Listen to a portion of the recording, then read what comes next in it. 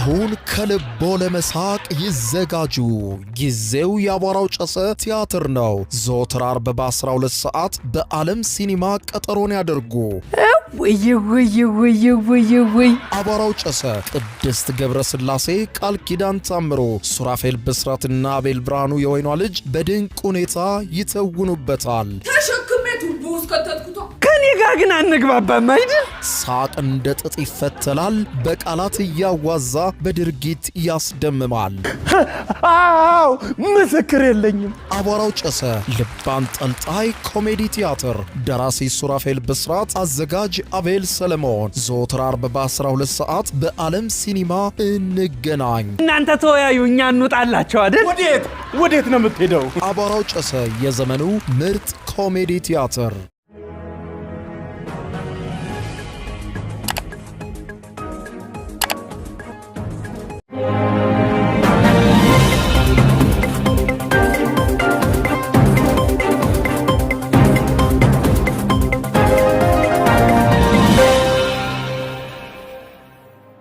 ጤና ይስጥልኝ ክቡራትና ክቡራን የዩቲዩብ ቻናል ቤተሰቦች፣ የሰዓቱን አጫጭር ሰበር መረጃዎች ይዤ ቀርብ ያለው እስከ ፍጻሜ አብራችሁን ቆዩ። በርከት ያሉ ሰበር መረጃዎች ዩቲዩብ ላይ ሲጫኑ ቀድሞ ለእናንተ የማስታወቂያ መልእክት ወይም ኖቲፊኬሽን እንዲደርሷችሁ የዩቲዩብ ቻናሌን ሰብስክራይብ በማድረግ የደወል ምልክቷን መጫን አትዘንጉ። ወደ ሰበር መረጃዎቹ ስናቀና ኢራን ከቀናት ዝምታ በኋላ ዛሬ ተኩሳለች። ኢራን በአንድ በሆርሙዝ ወሽመጥ ላይ ሲያልፍ የከነበረና ለአሜሪካ ቅርብ ነው የተባለ መርከብ ላይ መተኮሷ ነው የተዘገበው። መርከቡም ከፍተኛ የሆነ ውድመት እንደደረሰበት ተመልክቷል።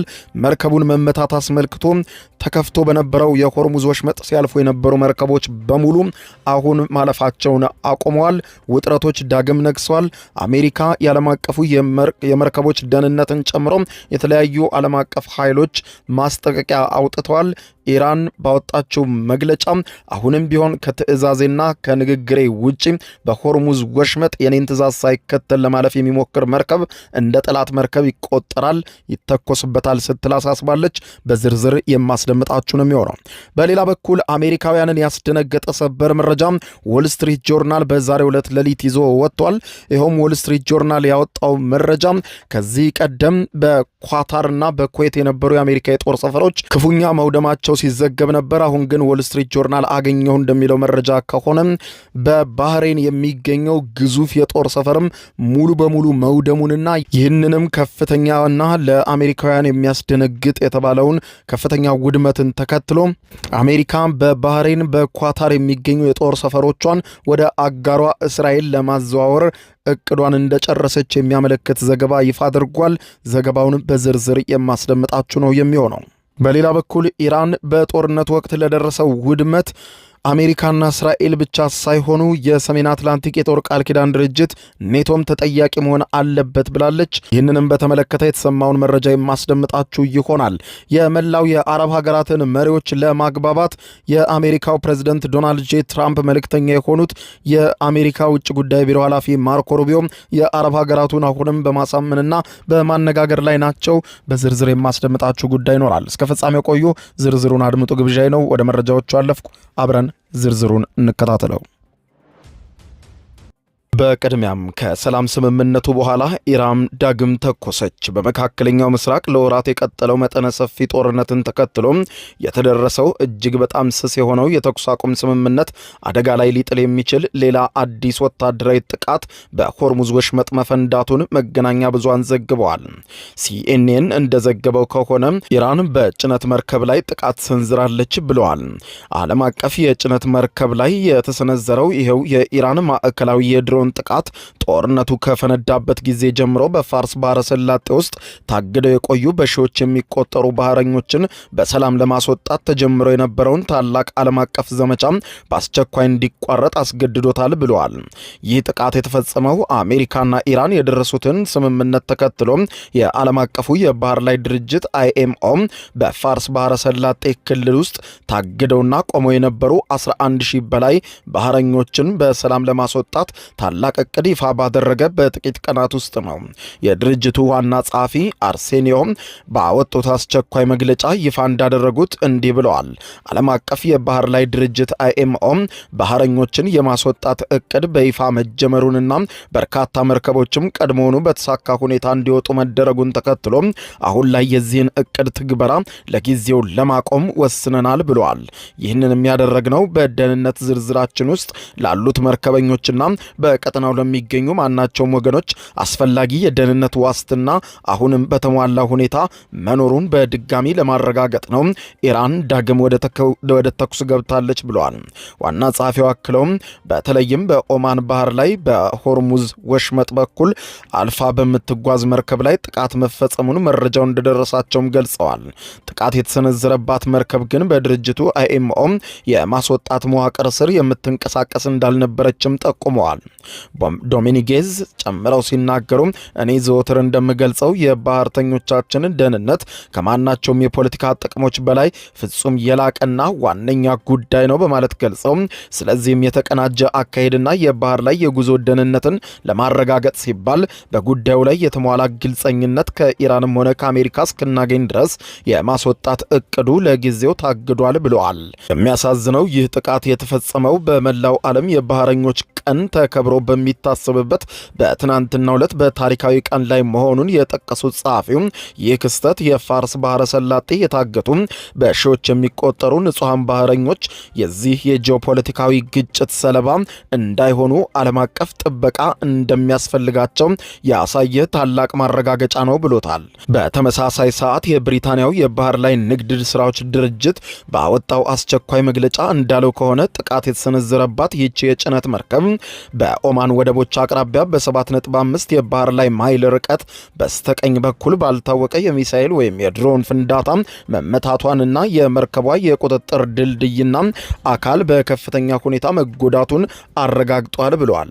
የመርከቧ ካፒቴን ባደረሱት ሪፖርት መሰረት በጥቃቱ ሳቢያም የደረሰ የሰው ሕይወት መጥፋትም ሆነ የአካባቢ ብክለት የሌለ መሆኑ የተገለጸ ሲሆን ዓለም አቀፍ ባለስልጣናትም በጉዳዩ ላይ ጥብቅ ምርመራ እያካሄዱ ይገኛሉ ብለዋል። ድርጅቱ በቀጠናው የሚያልፉ መርከቦች እጅግ በከፍተኛ ጥንቃቄ እንዲጓዙና ማናቸውንም ነገር አጠራጣሪ እንቅስቃሴዎችን በአስቸኳይ ሪፖርት እንዲያደርጉ መክሯል። CNN ስለዚህ አዲስ ጥቃት ማብራሪያ እንዲሰጠው ለዋይት ሃውስ በጥያቄ ቢያቀርብም ዋይት ሃውስ ግን በጉዳዩ ላይ ዝምታን መርጧል። ይህ ጥቃት በተፈጸመበት በዚያው ሰዓት የኢራን እስላማዊ አብዮታዊ ሪፐብሊክ በቀጠናው ላይ ያለውን ወታደራዊና ሕጋዊ የበላይነት የሚያሳዩ ታላላቅ መመሪያዎችን ሌሊቱን ይፋ አድርጓል። የኢራን የባህር ላይ መተላለፊያ ማኔጅመንት ድርጅትና የፋርስ ባህረ ሰላጤ ወሽመጥ ባለስልጣን ባወጣው አስቸኳይ ጥብቅ ወታደራዊ ማስጠንቀቂያ በሆርሙዝ ወሽመጥ ላይ የሚያልፉ ማናቸውም ዓለም አቀፍ የንግድ መርከቦች በኢራን የባህር ባለስልጣናት በኩል ከተፈቀዱትና ከተወሰኑት መስመሮች ውጪ የሚጓዙ ከሆነ ምንም አይነት የሰላም ስምምነት አይገድበንም ከመተኮስ ልክ እንዳወደምነው መርከብ ሁሉ በተከታታይ ከኢራን ትዕዛዝ ውጭ የሚወጣ መርከብ መውደሙ አይቀርም ሲል አስጠንቅቋል። ባለስልጣኑ በማህበራዊ ትስስር ገጹ ላይ ባሰፈረው መግለጫ በሆርሙዝ ወሽመጥ ውስጥ ከተፈቀዱት መስመሮች ውጪ የሚደረግ ማናቸውም አይነት የባህር ላይ ጉዞ ፍጹም ህገወጥ ተደርጎ በኢራን ዘንድ ይቆጠራል። በዚህ ሳቢያ ለሚከሰቱ ማናቸውም አይነት ወታደራዊም ሆነ ተፈጥሯዊ መዘዞች አደጋዎቹን ሙሉ በሙሉ ኃላፊነቱን የሚሸከሙት የመርከቡ ባለቤት የሆኑ ሀገራት ኦፕሬተሩና የመርከቡ ካፒቴን ብቻ ይሆናሉ ብለዋል።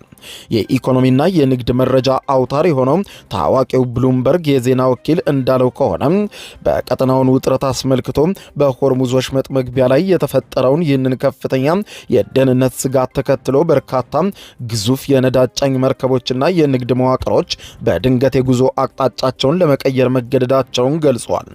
እንደ ብሉምበርግ ሪፖርት ከሆነ ቢያንስ 3 ግዙፍ መርከቦች 2 እጅግ ግዙፍ የነዳጅ ታንከሮችን ጨምሮ የደህንነት ስጋት ምክንያት ጉዟቸውን በድንገት አቋርጠው ወደ ሌላ አቅጣጫ ሸሽተዋል። ይህ በእንዲህ እንዳለ የኢራን የውጭ ጉዳይ ሚኒስትር አባስ አራግቺ ከኦማኑ አቻቸው በድር ቢን ሐማድ አልቡሰይድ ጋር እጅግ ስኬታማ የሆነ የስልክ ውይይት አድርገናል ሲሉ ገለጿል። ሁለቱ ሀገራት የሆርሙዝ ወሽመጥ የወደፊት አስተዳደራዊ መዋቅርና የሚሰጡትን የባህር ላይ አገልግሎት የሚወስን አዲስ ስትራቴጂካዊ ፍኖተ ካርታም በጋራ ለመቅረጽ ተስማምተናል ያሉ ሲሆን አራግቺም በማህበራዊ ትስስር ገጻቸው እንደጻፉት ኢራን እንዲሁም ኦማን ይህንን ታሪካዊ ክስተት በቀጠናው ከሚገኙ አጎራባች ሀገራት ጋር በቅርብ ቅንጅትና ምክክር እንደሚያስፈጽሙም ገልጸዋል። ኢራን ባለፈው መዋቅር ያቋቋመችውን የፋርስ ባህረ ሰላጤ ወሽመጥ ባለስልጣን በወሽመጡ የሚያልፉ መርከቦች በሙሉ በድርጅቱ ይፋዊ ድረገጽ ላይ አስገዳጅ የሆነ የኦንላይን ምዝገባ ፈቃድ እንዲያከናውኑ ያዘዘ ሲሆን መርከቦቹ ወሽመጡን ከመድረሳቸው 48 ሰዓታት አስቀድሞ ይፋዊ ይቅርታና የማሳወቂያ እንዲልኩ መመሪያ አስተላልፈዋል። የኦማን ውጭ ጉዳይ ሚኒስትር በበኩላቸው ወደፊት በሚደረጉት ማናቸውም ስምምነቶች ላይ በዓለም መርከቦች ላይ ምንም አይነት ተጨማሪ ታሪፍ እንደማይጠይቅና የባህር ላይ ጉዞን ነጻነት የተጠበቀ እንደሚሆን አረጋግጠዋል ተብሏል። ይህ በዚህ እንዳለ ዎል ስትሪት ጆርናል የተሰኘው ጋዜጣ አሜሪካን ወታደራዊ ቤዞች በተመለከተ አሜሪካውያንን ያስደነገጠ የምርመራ ዘገባ ይዞ በዛሬው ዕለት ሌሊት ወጥቷል። ታዋቂው የዜና ሰባሪ አውታር ዎል ስትሪት ጆርናል በሰበር ዜናው ዛሬ ሌሊቱን እንዳወጣው ከአሜሪካ የስለላ ሳተላይቶችና ከአሜሪካ ወሳኝ ወታደራዊ ባለስልጣናት ያገኘውን መረጃ ዋቢ በማድረግ አሜሪካ በባህሬን የሚገኘው ዋነኛ የባህር ኃይል ማዕከሏ በኢራን ሚሳኤሎችና ድሮኖች ሳቢያ ሙሉ በሙሉ በሚባል ደረጃ ከፍተኛ ውድመት ውስጥ እንደገባ አጋልጧል። ይህንን ተከትሎ የዩናይትድ ስቴትስ መከላከያ ሚኒስትር ፔንታጎን በመካከለኛው ምስራቅ ያለው አጠቃላይ የወታደራዊ ስምሪትና የጦር ሰፈሮች መዋቅር በኢራን ሚሳኤሎች ምክንያት በከፍተኛ ሁኔታ ለመመታት እንደበቃና በተለይም የባህሬኑ ከኩዌቱም በላይ እጅግ በጣም እንደወደመ ተመልክቷል። እንደ ሪፖርቱ ገለጻ ከሆነ አሜሪካ በባህሬን የሚገኘውን ታሪካዊውን የባህር ኃይል ማዕከሏን ሙሉ በሙሉ በዘመናዊ መዋቅር ለመጠገን እያሰበች ባለችበት በዚህ ሰዓት ነው በኩዌትና በሳውዲ አረቢያ የሚገኙ የአሜሪካ የጦር ሰፈሮችና ወታደራዊ አሻራዎችን በከፍተኛ ሁኔታ ለመቀነስ ውሳኔ ለማሳለፍ የተነሳቸውም ተብሏል። የፔንታጎን ስትራቴጂስቶች እነዚህን ወታደራዊ ሰፈሮችና የስለላ ክንፎች ከኢራን አስፈሪ የባላስቲክ ሚሳይሎችና የድሮን ማዕበል ክልል ለማራቅ ሲሉ መዋቅሮቹን ሙሉ በሙሉ ወደ ምዕራባዊው የቀጠናው ክፍል ለማዛወር አቅደዋል ብለዋል። ዎል ስትሪት ጆርናል ያነጋገራቸው ሁለት ከፍተኛ የአሜሪካ ባለስልጣናት ለጋዜጣው እንደነገሩት እነዚህ የአሜሪካ የጦር ሰፈሮችና የሚስጥር ወታደራዊ ኦፕሬሽኖች ሊዛወሩባቸው ከታጩት ዋነኛና ስልታዊ ስፍራዎች መካከል አንዷ ራሷ እስራኤል መሆኗን በሚስጥር አረጋግጫለሁ ብለዋል።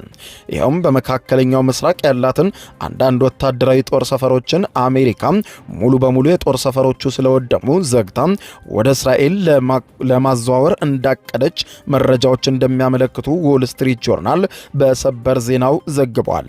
ይህ የአረብ ሀገራቱን ፈጽሞ እንዳላስደሰተም ተመልክቷል። የአረብ ሀገራቱን ሁኔታ ለመገምገምና ሀሳባቸውን ለማስቀየር ከነሱም ጋር ለመምከር ሲባል የአሜሪካ ውጭ ጉዳይ ቢሮ ኃላፊ ማርኮ ሩቢዮም በመካከለኛው ምስራቅ ከአረብ ሀገራት መሪዎች ጋር ለቀናት ሲመክሩ እንደነበር ይታወቃል። የአሜሪካ ውጭ ጉዳይ ሚኒስትር ማርኮ ሩቢዮም ከኢራን ጋር የተደረሰውን ባለ 14 ነጥብ ታሪካዊ የመግባቢያ ሰነድ በመላው የአረብ ሀገራት ለባህረ ሰላጤው አጋር ሀገራት መሪዎች በየሀገራቸው እየዞሩ እያብራሩና ድጋፋቸውን ለማግኘት እየጣሩ ሲሆን በኩዌት፣ በተባበሩት አረብ ኤሚሬቶች፣ በባህሬን የሚያደርጉትን ይፋዊ ጉብኝት ቀጥለው ሩቢዮ ከኢራን ጋር የሚደረገው ታሪካዊ በማለት የሚጠሩት የቴክኒክ ደረጃ ድርድር በተለያዩ ዘርፎች በተዋቀሩ የባለሙያዎች ቡድን አማካኝነት በመጪው ሰኔ 30 ቀን በስዊዘርላንድ ጄኔቫ በይፋ እንደሚጀመር ገልጠዋል። የውጭ ጉዳይ ሚኒስትሩ የኢራን የኒውክሌር ተቆጣጣሪዎች በአስቸኳይ ወደ ኢራን የሚስጥር ማዕከላት እንዲገቡ የጠየቁ ሲሆን ይህ አዲስ የገባችው እንዲሁም ልታከብረው የሚገባ ጽኑ ቃል ኪዳን ነው ብለዋል። ሆኖም ግን ኢራን ምዕራባውያን መርማሪዎችም ወደ ሀገሪቱ ሙሉ በሙሉ እንዲገቡ ተፈቅዷል መባሉን በድጋሚ ውድቅ አድርገዋል። ዋሽንግተን ዲሲ ፕሬዝዳንት ዶናልድ ጄ ትራምፕ በዋይት ሃውስ ኦቫል ኦፊስ ውስጥ ከኔቶ ዋና ጸሐፊ ማርክ ሩት ጋር ከፍተኛ ስልታዊ ስብሰባም አከናውነዋል። ትራምፕ በአሜሪካ ሴኔት በኩል በኢራን ጦርነት አያያዛቸው ላይ የተሰነዘረውን ብርቱ የሁለትዮሽ ወቀሳ ፍጹም ወደ ጎን የገፉ ሲሆን በጦርነቱ መጀመሪያ ላይ በኢራን የአንደኛ ደረጃ ትምህርት ቤት ላይ ለደረሰው አሰቃቂ የሚሳኤል ጥቃትም አሜሪካ ተጠያቂ ናት መባሉን ፍጹም ውድቅ አድርገዋል። የትራምፕ አስተዳደር በጦርነቱ ምክንያት የወደሙትን ወታደራዊ ቁሳቁሶችና ሀብቶችም በአስቸኳይ መልሶ ለመተካት የሚያስችል እጅግ ግዙፍ የ87.6 ቢሊዮን የአሜሪካን ዶላር ተጨማሪ አስቸኳይ በጀት ለኮንግረሱ መጠየቁን ሲኤንኤን በሚስጥር ያገኘውን ሰነድ አጋልጦታል።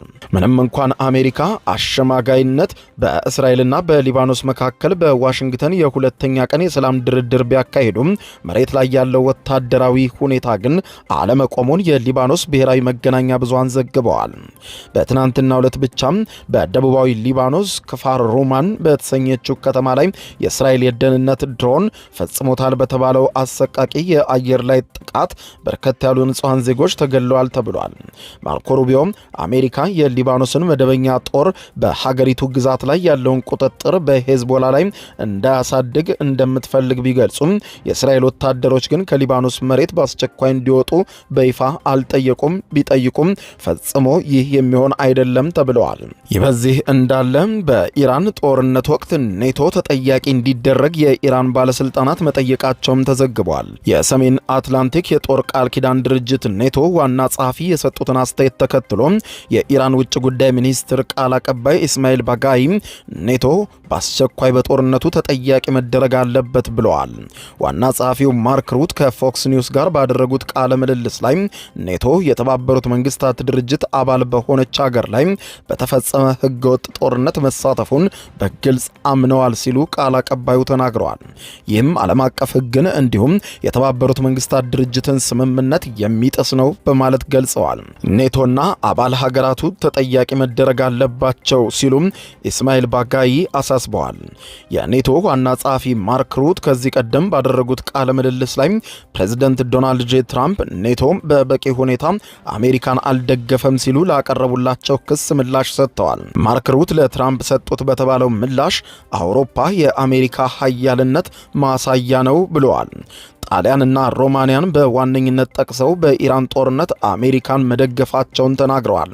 የኢራን የውጭ ጉዳይ ሚኒስትር ቃል አቀባይ ይህንን ንግግር መነሻ አድርገው በኢራናውያን ላይ መጠነ ሰፊ ወንጀል ሲፈጸም ለምን እንዳገዙ ለህዝባቸውና ለዓለም አቀፉ ማህበረሰብ ማስረዳት አለባቸው ብለዋል።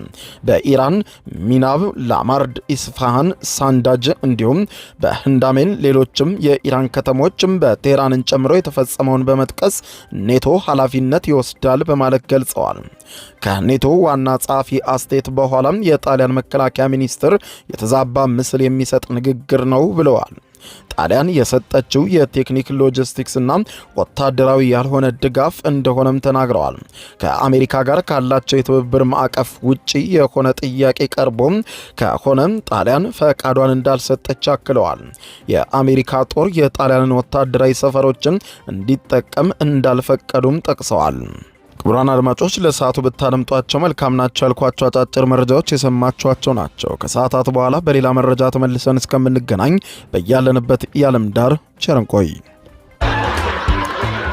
አሁን ከልቦ ለመሳቅ ይዘጋጁ።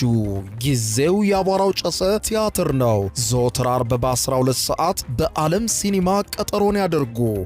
ውይ አቧራው ጨሰ ቅድስት ገብረ ሥላሴ፣ ቃል ኪዳን ታምሮ፣ ሱራፌል ብስራትና አቤል ብርሃኑ የወይኗ ልጅ በድንቅ ሁኔታ ይተውኑበታል። ከኔ ጋር ግን አንግባባም አይደል? ሳቅ እንደ ጥጥ ይፈተላል። በቃላት እያዋዛ በድርጊት ያስደምማል። አዎ ምስክር የለኝም። አቧራው ጨሰ ልብ አንጠልጣይ ኮሜዲ ቲያትር። ደራሲ ሱራፌል ብስራት፣ አዘጋጅ አቤል ሰለሞን። ዘወትር ዓርብ በ12 ሰዓት በዓለም ሲኒማ እንገናኝ። እናንተ ተወያዩ፣ እኛ እንውጣላቸው አይደል? ወዴት ነው የምትሄደው? አቧራው ጨሰ የዘመኑ ምርጥ ኮሜዲ ቲያትር። የዩቲዩብ የስኬት ሚስጥሮችን በዝርዝር የያዘው የአቤል ብርሃኑ የወይኗ ልጅ መጽሐፍ ሁለተኛ እትም በገበያ ላይ። ዩቲዩብ ለመጀመር በአጭር ጊዜ ስኬትን ለመቀዳጀት አስበዋል?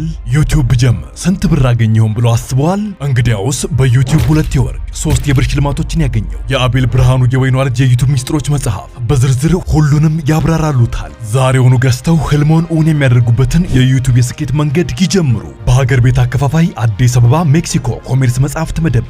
በውጭ ሀገራት ለምትገኙ ከአማዞን ላይ ብታዙ በቀናት ውስጥ ደጁ ይደርሳል። የአማዞን ሊንኩን እዚህ ቪዲዮ ኮሜንት ላይ ያገኙታል። የዩቲዩብ ሚስጥሮች ዘመኑ ጋር ተፈላጊ መጽሐፍ